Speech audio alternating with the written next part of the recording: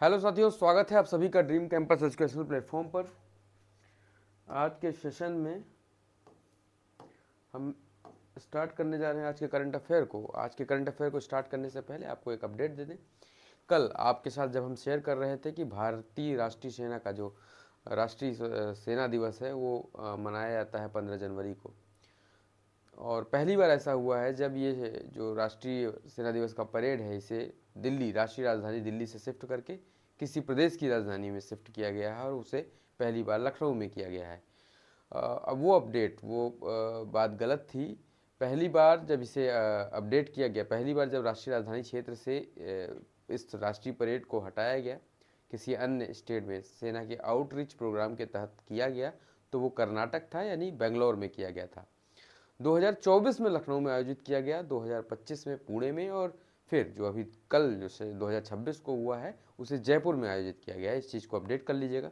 चलिए स्टार्ट करते हैं। राष्ट्रीय उद्यमिता अभियान ग्रामीण महिलाओं को रोजगार खोजने वालों से रोजगार देने वाले में बदलना, यानी कि एम्प्लॉयमेंट सीकर से एम्प्लॉयमेंट प्रोवाइडर की तरफ बदलने की ये भूमिका इनकी स्पष्ट करना। महिलाओं को, खासकर ग्रामीण महिलाओं की भूमिका को इस तरह से परिवर्तित करना कि वो शिकर न रह जाएं, एम्प्लॉयमेंट को खोजती न फिरें, बल्कि एम्प्लॉयमेंट की प्रोवाइडर हो जाएं। इसके लिए सरकार ने कुछ प्रयास प्रारंभ किए हैं। वो प्रयास इस तरह से हैं। जो नई शुरुआत हुई है उसमें आह्वान किया गया है कि केंद्रीय ग्रामीण विकास मंत्रालय ने एक ऐतिहासिक कदम उठाया है जो भारत की ग्रामीण अर्थव्यवस्था में जो महिलाएं जुटी हुई हैं उनके जीवन को पूरी तरह से बदलने का एक प्रयास किया गया है। यह एक योजना नहीं बल्कि एक सामाजिक क्रांति की तरह है।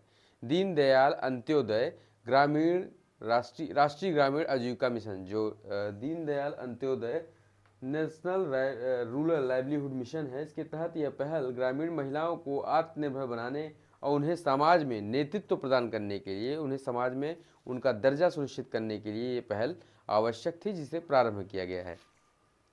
किया क्या गया है, तो अभियान का जब परिचय हम जानना चाहेंगे तो उसमें मुख्य उद्देश्य की बात करते हैं। स्वयं सहायता समूह, जो सेल्फ हेल्प ग्रुप है, वहाँ की महिलाओं उद्यमियों में परिवर्तित करना। जो एसएसजी की महिलाएं हैं उनको एक तरह का उद्यमी बनाना कि अब आप इंटरप्रेन्योर बनिए, आप स्टार्टअप शुरू करिए। परिवर्तित करना, उन्हें स्थायी आजीविका प्रदान करना इसका उद्देश्य है। प्रशिक्षण मॉडल इसका क्या होगा, तो इसका प्रशिक्षण मॉडल होगा उद्यमिता विकास कार्यक्रम ईडीपी के माध्यम से व्यवहारिक और सैद्धांतिक ज्ञान प्रदान करना। इसका जो प्रशिक्षण मॉडल होगा, इस तरह से ये एसएचजी ग्रुप की जो महिलाएं हैं उनको प्रशिक्षण प्रदान करेंगे ताकि वो उद्यमी बन सकें।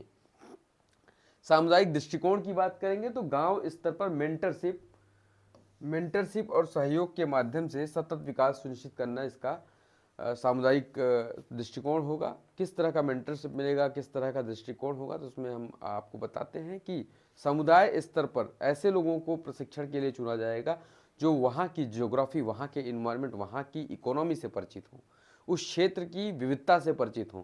वही लोग अगर मेंटर देंगे तो उनको पता होगा कि क्या समस्या है, एक्चुअल में जड़ क्या है, यहाँ इस एरिया के डेवलपमेंट में किस तरह की बाधा है, महिलाओं को किस तरह की चुनौतियों का सामना करना पड़ता है, कि उन्हें केवल इकोनॉमिक क्राइसिस है उनके पास या उनके पास सामाजिक, आर्थिक, राजनीतिक क्राइसिस भी है। इन सब को इसमें खोजा जाएगा और खोज कर एक समुचित दृष्टिकोण अपनाते हुए उसका उत्तर तलाशा जाएगा। महत्वाकांक्षी लक्ष्य और आंकड़ों की बात हम करें तो 50 लाख प्रशिक्षित सदस्य होंगे। इसके स्वयं सहायता समूह की महिलाओं को उद्यमिता का प्रशिक्षण मिलेगा। 50,000 सामुदायिक संसाधन व्यक्ति, विशेष प्रशिक्षित मेंटर जो ग्रामीण स्तर पर मार्गदर्शन प्रदान करेंगे। ये जो विशेष प्रशिक्षित मेंटर होंगे, इन्हें कोशिश किया जाएगा, इन्हें ऐसे लोगों को खोजा जाएगा, ऐसे लोगों को मेंटर बनाया जाएगा जो क्षेत्र विशेष की, हमने आपको बताया, आर्थिक, राजनीतिक और धार्मिक परिस्थितियों से भी परिचित हों। यानी हर तरह से जो परिचित होगा उस क्षेत्र से, वही उस क्षेत्र की स्पेसिफिक प्रॉब्लम क्या है, उस क्षेत्र की महिलाओं को किस तरह की चीज़ें परेशान कर रही हैं, क्या उन्हें सामाजिक दायरा दबा रहा है, या उनकी राजनीतिक जो बढ़त है, वो जो राजनीतिक हस्तक्षेप है उनका, क्या वो कम है, या केवल आर्थिक कारण ही हैं जो इस तरह की, मतलब उनको बैक करने में उत्तरदायी हैं। इनको खोजना इनका लक्ष्य होगा। 100% परिवर्तन का संकल्प, हर प्रतिभागी को आत्मनिर्भर उद्यमी बनाने की प्रतिबद्धता रखी गई इस प्रोग्राम में। निश्चित रूप से बहुत महत्वाकांक्षी प्रोग्राम है। जब देश की आधी आबादी का अगर कोई प्रोग्राम है जो देश की आधी आबादी का प्रतिनिधित्व करता है तो निश्चित रूप से उसे सराहना किया जाना चाहिए, सराहना के योग्य होगा। खासकर उस आबादी को जो अब तक शोषित थी, जो अब तक दबी और कुचली हुई थी। ऐसा कहना गलत होगा कि अब तक दबी हुई कुचली हुई थी, लेकिन अब एक एज की ज़रूरत है उनको, एक छलांग के लिए, एक स्प्रिंग। आपको पता है कि एक स्प्रिंग ऐसा तंत्र होता है जिसपे अगर आप प्रेशर मारते हैं तो वो आपको उल्टा जंप करा देता है। ये जो लक्ष्य है, ये जो योजना है, ये इसी तरह का स्प्रिंग का काम करेगी, जिसपे अगर महिलाओं ने थोड़ा सा प्रयास किया, उन्होंने थोड़ा सा अगर प्रेशर लगाया, तो ये उनको बहुत ऊपर की तरफ झटका दे सकता है, उन्हें ऊपर की तरफ पहुंचा सकता है। ये आंकड़े केवल संख्याएं नहीं हैं, ये 50 लाख परिवारों के सपनों का प्रतिनिधित्व करते हैं। प्रत्येक प्रशिक्षित महिला अपने साथ अपने परिवार और समुदाय को भी आगे ले जाएगी, जिससे समाज में व्यापक बदलाव आ जाएगा। इसको इस तरह से समझिए, खासकर जब हम ऐसे राइटिंग करते हैं तो इस तरह की चीज़ें हम उसमें लिखते हैं कि एक महिला का बदलाव जो होता है, केवल एक महिला का बदलाव नहीं होता। यानी कि एक महिला को अगर आप सशक्त बना रहे हैं तो वो बदलाव केवल एक महिला तक सीमित न होकर एक पूरे परिवार को संरक्षित करने का कार्य करता है। इसका मतलब अगर एक महिला प्रशिक्षित होती है, एक महिला उद्यमी बनती है, तो उसके पूरे परिवार का भविष्य आगे की तरफ बढ़ता है। ये तो भारत के अगर संदर्भ में बात करें, भारतीय समाज की प्रकृति के संदर्भ में बात करें, निश्चित रूप से ये बात सही साबित होती है कि अगर घर की महिला शिक्षित होती है, घर की महिला अगर पढ़ी लिखी होती है, तो परिवार की जो दिशा और दशा होती है वो एज कंपेयर अगर घर का पुरुष पढ़ा लिखा या शिक्षित है तो उससे बेहतर होती है। इसे आप, इस बात को आप वेरीफाई कर सकते हैं। अपने आसपास के इलाकों में ऐसे लोगों को देख सकते हैं जो जिनके घर में दोनों पेरेंट्स शिक्षित हैं, प्रशिक्षित हैं, जो जानकार हैं, जागरूक हैं। आप ऐसे लोगों को भी देखिए जिसमें केवल मेल जो है घर का पुरुष सदस्य है, वही जानकार है, वही प्रशिक्षित है, वही नौकरी करता है, वही अर्निंग करता है। उस घर की क्या कंडीशन होती है, या उस घर की क्या, अगर आप पायदान सेट करेंगे तो जो ये प्रारंभिक लेवल जिसमें पुरुष प्रशिक्षित होता है वो सबसे निचले स्तर पर आता है। दूसरे नंबर पर जहाँ महिला प्रशिक्षित होती है वो आता है, और तीसरे नंबर पर जो होता है जहाँ दोनों ही जागरूक और प्रशिक्षित शिक्षित हैं, उसे रख सकते हैं। लेकिन फिर भी ये अंतराल आता कहाँ से है, अगर आप ये देखेंगे तो ये अंतराल वहीं से आता है। अगर एक महिला को प्रशिक्षण प्राप्त है, अगर एक महिला उद्यमी है, वो अर्निंग करती है, वो पढ़ना लिखना जानती है, वो जागरूक है, तो पूरा परिवार की दशा और दिशा बदल सकती है। सामुदायिक संसाधन व्यक्तियों की भूमिका हमने अभी आपको बताया। ऐसे लोगों को पकड़ा जाएगा, ऐसे लोगों को खोजा जाएगा जो सामुदायिक रूप से उस क्षेत्र विशेष के लिए योग्यता रखते हों, उस क्षेत्र विशेष के लिए जानकारी रखते हों, उस क्षेत्र विशेष से परिचित हों। 50,000 विशेष प्रशिक्षित सामुदायिक संसाधन व्यक्ति, CRPs बोलते हैं इनको, इस अभियान की रीढ़ हैं। ये स्थानीय स्तर के मेंटर और मार्गदर्शक हैं जो अपने समुदाय की भाषा, संस्कृति और चुनौतियों को गहराई से समझते हैं। स्थानीय विशेषज्ञता इनके पास होती है, इनके पास क्षेत्रीय व्यवसाय के अवसरों और बाजार की जानकारी होती है। किस तरह की डिमांड है इस बाजार में, किस तरह का कैपेसिटी है, किस तरह की डिज़ायर है इस क्षेत्र में कि किस तरह के बिजनेस को स्टार्ट किया जा सकता है, किस तरह से लोगों को उद्यमी बनाया जा सकता है, किस तरह की मार्केट पहुंच है। क्या ये इन लोगों को, मतलब एक क्षेत्र विशेष की बात कर रहे हैं हम कि इन्हें डेयरी प्रोडक्ट में, डेयरी उत्पादों की तरफ ले जाना चाहिए, या फिर तंबाकू उत्पादों की तरफ ले जाना चाहिए, या फिर इन्हें किसी हथकरघा उद्योग की तरफ ले जाना चाहिए, ये डिसाइड करेंगे ये मेंटर, स्थानीय विशेषज्ञ। व्यवहारिक प्रशिक्षण हाथों हाथ सीखने और समस्या समाधान में सहायता करेंगे। इसीलिए इनकी संख्या को बहुत ज़्यादा रखा गया है, लगभग 50,000 रखा गया है, ताकि हाथों हाथ ये जो प्रॉब्लम्स आए उनको सॉल्व कर सकते हैं, और प्रशिक्षण, व्यवहारिक प्रशिक्षण प्राप्त हो। केवल जो जिसे हम कहते हैं कि केवल फॉर्मल प्रशिक्षण न हो, बल्कि एक तरह का व्यवहारिक कुशलता उनको प्राप्त हो, कार्य कुशल बनाया जाए उनको। निरंतर समर्थन, इस योजना के अंतर्गत इन सामुदायिक संस्थान व्यक्तियों की भूमिका यही होगी कि वो निरंतर महिलाओं को, उन सेल्फ हेल्प ग्रुप को समर्थन प्रदान करते रहें। परिपूर्ण मेडिक्लेम आयुष बीमा, आपको अब तक पता था, अब पता क्या था, अब तक भारत में ऐसा था कि जो सेंट्रल गवर्नमेंट की हेल्थ स्कीम थी या किसी राज्य सरकारों की हेल्थ स्कीम थी जो कर्मचारियों को बीमा सुरक्षा प्रदान करती थी, हेल्थ बीमा सुरक्षा प्रदान करती थी, उनमें मैक्सिमम में, अधिकतम में अभी तक केवल एलोपैथ, यानी कि जो हमारी मेडिसिन है उसमें एलोपैथ को ही शामिल किया गया था। उस हेल्थ बीमा में केवल एलोपैथ को ही शामिल किया जाता है, कहा जाता था, जिससे समस्या ये होती थी कि कुछ लोग जो क्रोनिक डिजीज से जूझ रहे होते हैं, लाइट शायद चली गई है, कुछ लोग जो क्रोनिक डिजीज से जूझ रहे होते हैं, कुछ लोग जो क्रोनिक डिजीज से लंबे समय से जूझ रहे हैं, उनको उपचार करने के लिए, उनको उपचार कराने के लिए कई बार आयुर्वेद जैसी ट्रीटमेंट पर निर्भर होना पड़ता है, जिसका क्लेम वो नहीं कर पाते थे, उसको दूर करने के लिए सरकार ने परिपूर्ण मेडिक्लेम आयुष बीमा योजना की तरफ अपना कदम बढ़ाया है। इसके तहत वित्त मंत्रालय ने 16 जनवरी 2026 को शुरू की गई यह क्रांतिकारी योजना CGHS लाभार्थियों के लिए एक वैकल्पिक और कैशलेस स्वास्थ्य बीमा प्रणाली है। Central government health scheme CGHS। यह योजना आयुष उपचार और आधुनिक चिकित्सा दोनों को एक छत के नीचे लाती है, जिससे परंपरागत और आधुनिक चिकित्सा पद्धतियों को समान महत्व मिल सके। आयुष के अंतर्गत आपको आता है 5 चिकित्सा पद्धतियां, जिसमें आयुर्वेद, सिद्धा, योग, यूनानी और होम्योपैथ, ये 5 मेडिसिन शामिल हैं। इनके बारे में हम पहले भी चर्चा कर चुके हैं। आयुष को और जो एलोपैथ है उसको एक साथ जोड़कर एक छत के नीचे लाने का उद्देश्य है इसका, ताकि जो कर्मचारी या जो लोग हैं जो हेल्थ बीमा के अंतर्गत अपना इलाज किसी अन्य पद्धति में करा रहे हैं तो उनको भी समर्थन मिल सके। इस तरह लोग, कई बार ऐसा होता है क्योंकि उनको कैशलेस या फिर बीमा की सुविधा जो है वो केवल एलोपैथ में प्राप्त है, तो वो और किसी क्षेत्र में इलाज कराना नहीं जाते, वो केवल एलोपैथ की तरफ ही भागते हैं, जिससे जो हमारे देश का जो पारंपरिक ज्ञान है उसको बढ़त नहीं मिल पाती है। चाहते तो हैं वो कि वो आयुर्वेद से इलाज करवाएं, लेकिन धन, जो पैसे की कमी है या पैसे की उपलब्धता है, वो सुनिश्चित नहीं हो पाती है। ऐसे में सरकार का ये कार्य निश्चित रूप से हमारे परंपरागत ज्ञान को भी बढ़त प्रदान करेगा, परंपरागत ज्ञान को भी महत्व प्रदान करता है। योजना की मुख्य विशेषताओं की बात करेंगे तो लचीली बीमा राशि 10 लाख या 20 लाख की कवरेज का विकल्प परिवार की ज़रूरतों के अनुसार, आपका परिवार कितना बड़ा है या आपकी हेल्थ हिस्ट्री कैसी है उसके अनुसार लचीला जो बीमा की आपकी राशि है कि आपको कितना कंसोलिडेंट, मतलब कितना आपको रेंज चाहिए, आपको किस स्तर की बीमारी का इलाज कराना है, पहले आप डिसाइड कर सकते हैं। आयुष समावेशन हम आपको बताया जो 5 हैं, योग, आयुर्वेद, यूनानी, सिद्धा और होम्योपैथी, इनका उपचार भी अब इसमें शामिल किया जाएगा। को पेमेंट विकल्प अब इसमें 70, 30 या 50-50 का अनुपात में को पेमेंट विकल्प की व्यवस्था दी गई है, यानी राज्य सरकारें या नियोक्ता 70% और 30% जो कर्मचारी है वो, या दोनों 50-50% की भागीदारी सुनिश्चित कर सकते हैं। साथ ही GST छूट, आपको पता है सेवा कर मुक्ति योजना, सरकार ने हेल्थ के सेक्टर में केवल सरकारी बीमा को ही नहीं, प्राइवेट सभी बीमा कंपनियों को ये बता दिया है कि अब हेल्थ के क्षेत्र में बीमा नहीं लगेगा, यानी बीमा पे GST किसी भी प्रकार का नहीं लगेगा, शून्य GST है, जिससे जो प्रीमियम है, आपकी बीमा कवरेज का प्रीमियम है वो काफ़ी कम आता है, करीब मान लीजिए कि मोटा मोटा 20% की कमी आ गई है उससे। 18% GST था इसके पहले, इस पर 20% की कमी आ गई है, जिससे काफ़ी राहत, रिलीफ मिल चुका है लोगों को। तो लोग अब स्वास्थ्य कवरेज की तरफ जाएंगे। अच्छा, आपको बता दें स्वास्थ्य जो है आधुनिक युग में, अभी हम इस पर डिस्कस भी करेंगे, आधुनिक युग का एक तरह से आप समझ सकते हैं कि आपका कैपिटल होगा, आपका स्वास्थ्य आपका कैपिटल होने वाला है।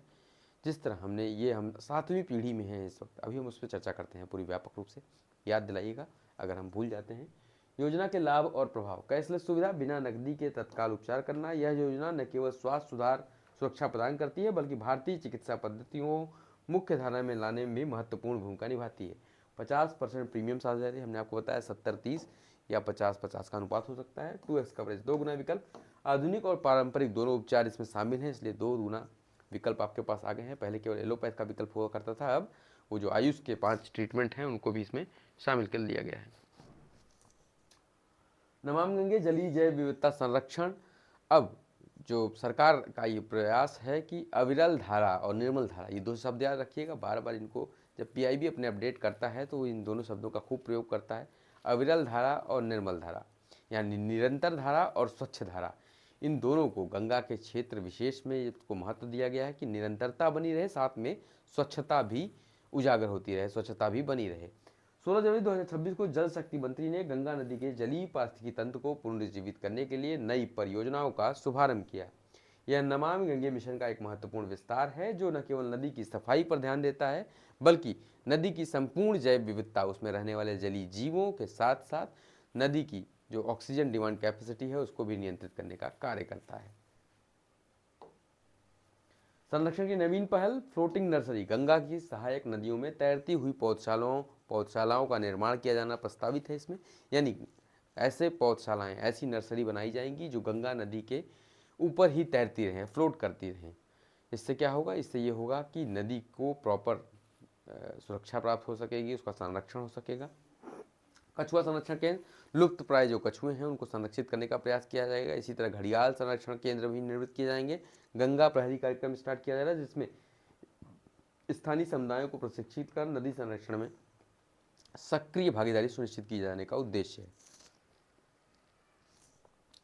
सामुदायिक भागीदारी का महत्व, जी हमने आपके साथ डिस्कस किया था महिलाओं के बारे में सामुदायिक भागीदारी, उसी तरह का महत्व यहाँ पे भी है। नदी संरक्षण के बारे में स्थानीय समुदायों को शिक्षित करना, ताकि वो कम से कम नदी को प्रदूषित होने से बचाएं। उनके क्रियाकर्म इस प्रकार से हों, उनके कार्यकलाप इस प्रकार से हों कि गंगा, जिसे हम माता का दर्जा देते हैं, जिसमें हम केवल नदी को नहीं रूप में नहीं पूछते हैं बल्कि उसे एक देवता के रूप में पूछते हैं, उसका संरक्षण हो सके। प्रशिक्षण कार्यक्रम गंगा प्रहरियों की तकनीकी और व्यवहारिक ज्ञान देना। सक्रिय निगरानी, नियमित गश्त और प्रदूषण रोकथाम गतिविधियों, यानी कि थोड़ा सक्रिय भागीदारी निभाना, अगर जरूरत पड़े तो बल का भी प्रयोग करना, सख्त कार्रवाई करते हुए गंगा को प्रदूषित होने से बचाना इसका उद्देश्य है। जब समुदाय अपनी नदी की रक्षा करता है तो संरक्षण स्थायी हो जाता है। ये उसी प्रकार की बात है कि अगर जो रहने वाला आसपास का समुदाय है, अगर उसने भी संरक्षण में प्रतिभाग करना शुरू कर दिया, अगर उसने संरक्षण करना शुरू कर दिया तो वो संरक्षण स्थायी हो जाएगा। फिर उसमें आपको दंड जैसी व्यवस्था करने की ज़रूरत नहीं पड़ेगी या मिनिमम इस तरह के हस्तक्षेप करने की ज़रूरत होगी।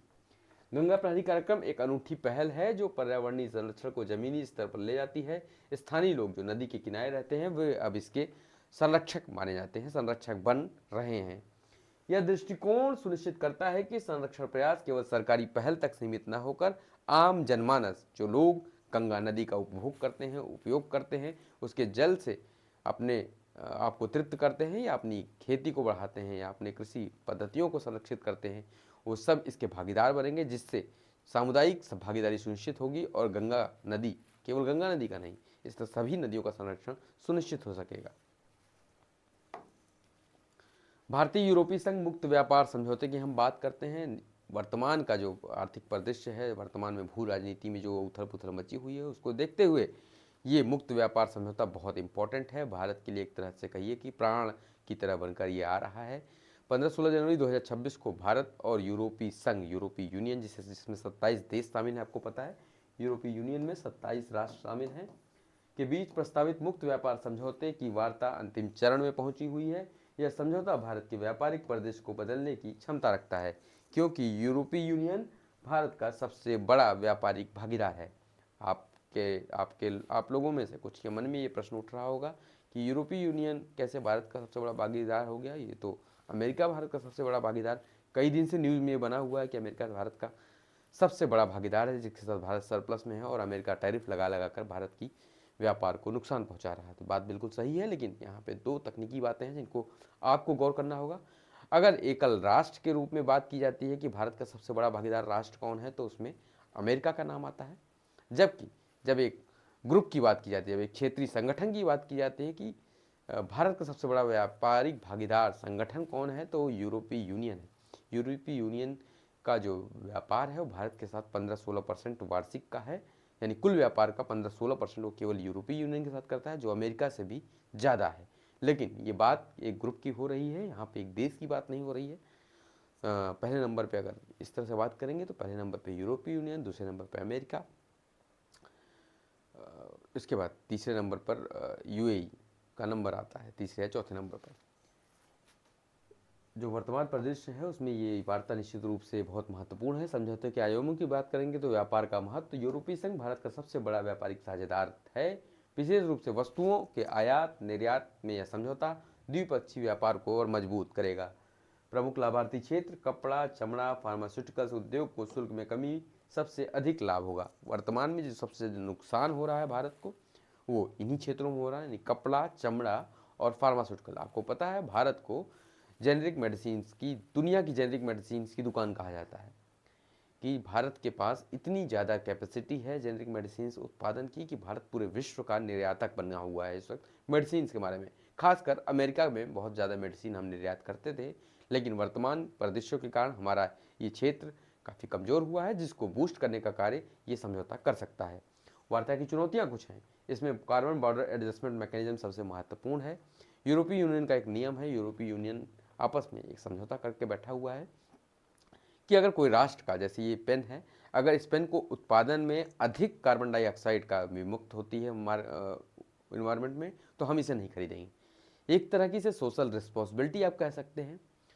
सोशल रिस्पॉन्सिबिलिटी को अपने आप से जोड़ कर देखिए तो अगर आप ये सुनिश्चित करिए कि अगर कोई व्यक्ति अपने उत्पाद को पैदा करने में, अपने उत्पाद को बनाने में किसी तरह की जन हानि कर रहा है, जैसे कि अगर आपने हमने आपको कुछ दिन पहले से शेयर किया था डायमंड के बारे में, हमने आपको रेड डायमंड के बारे में बताया था, ब्लड डायमंड के बारे में बताया था। तो हमने बताया था, हम लोग मानते हैं कि ब्लड डायमंड वाला सर्टिफिकेट दिखाओ जब हम डायमंड खरीदने जाते हैं। इससे सुनिश्चित होता है कि ये जो डायमंड निकाला गया है इसमें किसी के साथ बलात् नहीं हुआ है, किसी के साथ बलात् श्रम नहीं करवाया गया है, या किसी का शोषण करके इस डायमंड को नहीं अर्जित किया गया है, या इस डायमंड से अर्जित धन का प्रयोग किसी इलीगल एक्टिविटी में नहीं किया जा रहा है, किसी अंतर्राष्ट्रीय टेररिस्ट को फंडिंग नहीं की जा रही है। अगर ये सब चीज़ें एक डायमंड के साथ हो रही तो हम उस डायमंड की खरीद को डिमोटिवेट करते हैं, हम उसे नहीं खरीदते हैं। उसी तरह का कार्य यहाँ पे यूरोपीय यूनियन करता है। बिल्कुल सही है, ये एक तरह का सामुदायिक जिम्मेदारी है, एक नैतिक जिम्मेदारी है हम सबकी कि अगर कोई कार्य गलत तरीके से किया जा रहा है तो हम उसे प्रमोट ना करें। उसमें इस बात को समझिए कि अगर इस पेन के उत्पादन में कार्बन डाइऑक्साइड अधिक विमुक्त होती है, यानी कि अगर ये समझिए कि अगर हम किसी किसी प्रोडक्ट का उत्पादन कर रहे हैं, उसमें जो एनर्जी का यूज कर रहे हैं वो नवीकरणीय ऊर्जा यानी कि रीयूजेबल एनर्जी का यूज अगर हम कर रहे हैं तो इसका मतलब वो कम कार्बन डाइऑक्साइड मुक्त करेगा, उस चीज़ को निर्माण में कम कार्बन डाइऑक्साइड नियुक्त होगी। तो यूरोपीय यूनियन उसे महंगे दाम पर एज़ कम्पेयर दूसरी को जिससे डिमोटिवेट कर रहा है उससे खरीद लेगा और आसानी से खरीद लेगा। तो ये भारत के साथ कुछ बाधा बनी हुई, क्योंकि भारत की जो प्रोडक्ट हैं, अभी भारत की कैपेसिटी के बारे में आप जानते हैं, हम एक डेवलपिंग कंट्री हैं, हम एक डेवलपिंग नेशन है। तो ऐसे में हमारे लिए इस तरह के मुद्दों को अभी फ़िलहाल टैकल करना हमारे बस की बात नहीं है। चुनौती है हमारे लिए बड़ी, प्रयास हमारा जारी है, हम इस दिशा में बहुत तेज़ी से बढ़ रहे हैं। 500 गीगावाट की क्षमता हमारी 2030 तक अर्जित करने का लक्ष्य है, उस दिशा में हम आगे भी बढ़ रहे हैं। लेकिन इन्हीं सब बातों पे कॉन्फ्लिक्ट चल रहे हैं जिसके बारे में बात हो रही है। भारतीय निर्यातकों के लिए अवसर इस वक्त यूरोपीय यूनियन में बना हुआ है। हमने आपको बताया वस्त्र उद्योग, चमड़ा उद्योग या फार्मास्यूटिकल्स, ये क्षेत्र जो डिमोटिवेट हो रहे थे अमेरिकी टैरिफ के कारण, उन्हें एक बूस्ट मिल सकता है इसी व्यापार समझौते के माध्यम से। सड़क सुरक्षा, इंजीनियरिंग दोष, मैक्सिमम जब सब भारत में, आपको पता है विश्व की जो सबसे अधिक सड़क दुर्घटनाएं होती हैं वो भारत में होती हैं। और एक सामान्य धारणा है कि जब दुर्घटना होती है तो हम ये मान बैठते हैं कि इसमें दोष किसका रहा होगा, इसमें दोष रहा होगा ड्राइवर का। लेकिन एक रिपोर्ट आती है जो इस बात को झुठलाती हुई ये अनपेक्षित रूप से बताती है कि जो ये घटनाएं घटती हैं उसमें से मैक्सिमम का योगदान जो होता है वो सड़कों के इंजीनियरिंग में हुई खामियों के कारण होता है। ऐसा क्यों होता है? कई बार गलत मोड़ या राष्ट्रीय राजमार्गों का गलत कटाव या गड्ढे या लाइट की कमी, इस तरह की चीज़ें ज़्यादातर उत्तरदायी होती हैं सड़क दुर्घटनाओं के लिए।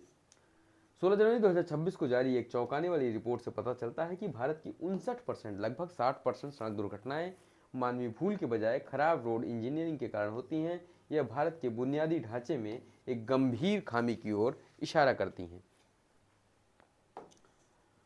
सड़क सुरक्षा चिंताजनक आंकड़ों की बात करेंगे तो 59% जो दुर्घटनाएं होती हैं वो इंजीनियरिंग दोष के कारण होती हैं, जबकि केवल 41% जो होती हैं वो मानवीय भूल, वाहन संबंधी समस्याएं और अन्य कारण होते हैं। समस्याओं की बात करेंगे तो अपर्याप्त साइनेज और सड़क चिन्ह, खराब जल निकासी प्रणाली, असमान सड़क सतह और गड्ढे, अपर्याप्त प्रकाश व्यवस्था और खतरनाक मोड़, संकीर्ण पुल इसके उत्तरदायी कारण हैं, जिसके कारण भारत में लाखों दुर्घटनाएं होती हैं जिसमें हजारों लोगों की जान चली जाती है। इस रिपोर्ट में 100 डेथ डिस्ट्रिक्ट की पहचान की गई है, यानी कि ऐसे 100 जिलों की पहचान की गई है जिन्हें मृत्यु डिस्ट्रिक्ट की संज्ञा दी गई है। इसका मतलब यहाँ पर सबसे सर्वाधिक ज़्यादा दुर्घटनाएं होती हैं। तो सबसे पहले जब हम कोई कार्य करने जाते हैं तो हम सबसे पहले, जैसे अगर हम तैयारी करने जा रहे हैं तो हम टारगेट करते हैं कि हमारा सबसे वीक पॉइंट क्या है, हमारे सबसे वीक पॉइंट पर हम सबसे पहले हमला करते हैं, सबसे पहले तैयारी उसको उठाते हैं। कई बार ऐसा होता है कि यही गलती हम बार बार करते हैं और हर बार उसी वीक पॉइंट को उठाते हैं और उसी में ही लिपटे रह जाते हैं, आगे नहीं बढ़ पाते हैं। तो ये आपकी स्ट्रेटजी होनी चाहिए। फिलहाल इस रिपोर्ट की स्ट्रेटजी के अकॉर्डिंग 100 डेथ डिस्ट्रिक्ट की पहचान की गई, जिसमें नासिक का ग्रामीण जो डिस्ट्रिक्ट है उसकी सबसे ज़्यादा संख्या में इस तरह की डेथ होती है वहाँ पे। पुणे का ग्रामीण डिस्ट्रिक्ट जो है, राजमार्ग पर बार बार दुर्घटनाएं होती हैं। इसी तरह राजधानी पटना जो है, बिहार की राजधानी पटना को सर्वाधिक डेथ डिस्ट्रिक्ट के रूप में पहचाना गया है। तत्काल कार्रवाई की आवश्यकता है। इन जिलों में सड़क सुरक्षा ऑडिट, बुनियादी ढांचे में सुधार और को प्राथमिकता दी जानी चाहिए। हर देरी जो है वो जीवन खोने की संभावना को और अधिक बढ़ाती है, यानी कि बिना समय गंवाए इन पर कार्य करना चाहिए। कुछ अन्य महत्वपूर्ण करंट अफेयर्स की बात करेंगे तो भारत की अदरक राजधानी यानी मिजोरम को हाल ही में भारत की अदरक जिंजर कैपिटल ऑफ इंडिया घोषित किया गया है। राज्य की जलवायु मिट्टी अदरक उत्पादन के लिए सर्वोच्च आदर्श प्रस्तुत करती है। इसको इस तरह समझिए कि आपके प्रीलिम के पॉइंट ऑफ व्यू से महत्वपूर्ण है। भारत की अदरक राजधानी तो मिजोरम हो गया। हमने आपको सेशन स्टार्ट होते ही ये चीज़ अपडेट की थी कि 78वां जो सेना दिवस है उसे जयपुर में मनाया गया है। 2026 का 2025 के सेना दिवस को यानी 77वें सेना दिवस को मनाया गया था पुणे में, और उत्तर प्रदेश में जो मनाया गया था वो 76वां सेना दिवस था, लखनऊ में मनाया गया था सेना की आउटरीच कार्यक्रम के तहत। जो पहला इस तरह का कार्यक्रम था सेना का आउटरीच कार्यक्रम के तहत जो परेड किसी भारत के दिल्ली राष्ट्रीय राजधानी क्षेत्र दिल्ली से बाहर की गई थी, उसे पुणे के बेंगलोर में कर्नाटक के बेंगलोर में किया गया था। इस बात को अपडेट कर लीजिएगा। कल के सेशन के लिए क्षमा चाहते हैं। ब्रिक्स 2026 की अध्यक्षता भारत 2026 में ब्रिक्स का अध्यक्ष है, भारत अध्यक्षता करने वाला है, जिसके लिए उसने लोगो भी जारी कर दिया है। ये ब्रिक्स का जो सेशन होगा बहुत महत्वपूर्ण होगा, क्योंकि ये केवल आर्थिक मुद्दों पर बात नहीं करेगा। हो सकता है, संभावना है कि किसी इसमें रणनीतिक रूप से किसी संगठन की बात छिड़ जाए या इस तरह, क्योंकि जब ये पांचों देश इकट्ठा होंगे, 5 नहीं अब तो 10+ हैं, जब ये 10+ देश इकट्ठा होंगे जो सब परेशान हैं उसी एक अकेले रास्ते से, तो कुछ न कुछ संभावना बनने की उम्मीद दिखाई जाती है। लेकिन ज़रूरी ये है इसमें कि भारत अध्यक्ष है, तो जो भी भांडा फूटेगा, जो भी इसका परिणाम होगा, वो भी भारत को भी बहुत मजबूत रूप से प्रभावित करेगा। 7वीं कोडेंट्रिएव लहर, यही हम आपके साथ अभी शेयर कर रहे थे। ये जो कोडेंट्रिएव लहर है, ये हर 60-70 सालों में, यूपीएससी का फेवरेट टॉपिक है ये, हर 70 सालों में ये लहर परिवर्तित हो जाती है। ये बताती है कि आने वाले 100 साल, 60 साल, 80 साल में किस तरफ पृथ्वी जाएगी। यानी ये कोई ऐसी तकनीक आती है, कोई ऐसे नए खोज होती है, कोई नया आविष्कार होता है जो धरती की जीवन को यानी कि हमारी जीवन शैली को पूर्णतः बदल देता है। सोचिए, जब सूचना प्रौद्योगिकी यानी कि 7वां आने वाला है, जो 6वां था वो सूचना प्रौद्योगिकी के रूप में आया था हमारे पास, सूचना प्रौद्योगिकी और इंटरनेट के रूप में, उस तरह उसने हमारे जनजीवन को किस तरह से प्रभावित किया। अब जो 7वां आ रहा है वो एआई और मशीन लर्निंग सुपर कंप्यूटर के रूप में आ रहा है। अब देखते हैं वो किस स्तर पर हमारे जीवन को प्रभावित करता है। तो इनके बारे में थोड़ा जानना और ज़रूरी है कि ये जो 7वां कोडेंट्रिएव लहर है, इसके पहले जो लहरें आई हैं वो किस प्रकार से हैं। प्रीलिम के पॉइंट ऑफ व्यू से बहुत महत्वपूर्ण है ये। तो आप देखेंगे जो फर्स्ट लहर थी वो आती है 1780 से 1840 तक। सूती वस्त्र और भाप इंजन का, स्टीम इंजन का जब हम डेवलपमेंट करते हैं, सूती वस्त्र, जब वही समय है जब ब्रिटिश भारत पर कब्जा कर रहे थे, उस वक्त ये पहली लहर थी। सेकंड लहर जो आती है वो 1840 से 1890 के बीच रहती है। इसमें क्या हुआ, रेलवे और स्टील का खोज हुआ। रेलवे मतलब जब डलहौजी ने हमारे पहली ट्रेन बॉम्बे से ठाणे के बीच चलाई और पूरे वर्ल्ड में रेलवे का विकास हुआ तीव्र गति से, उसने दूसरी लहर को दिशा प्रदान की।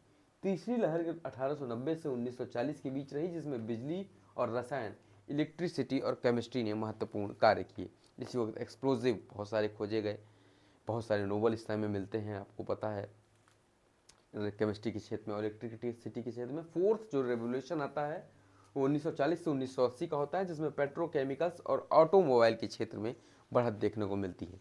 जो आप वर्तमान में बड़ी बड़ी कंपनियों के गाड़ी देख रहे हैं, मर्सिडीज हो गई, BMW हो गई, इन सब का रेवोल्यूशन जो होता है इसी फोर्थ के अंतर्गत होता है। फिफ्थ जो आता है वो 1980 से 2020 होता है, जिसे हम IT सूचना प्रौद्योगिकी और इंटरनेट के रूप में जानते हैं। 2020 से 2050 में आने वाला है, जो समग्र स्वास्थ्य, रोबोटिक्स और स्थिरता की ओर चले जाएगा। और जो 7th है वो 2050+ यानी AI क्वांटम और बायो इकोनॉमी, जिसकी नींव आज रखी जा रही है। ठीक है, तो इसी के साथ आज के सेशन को हम समाप्त करते हैं। मिलते हैं नेक्स्ट सेशन में। Thank you.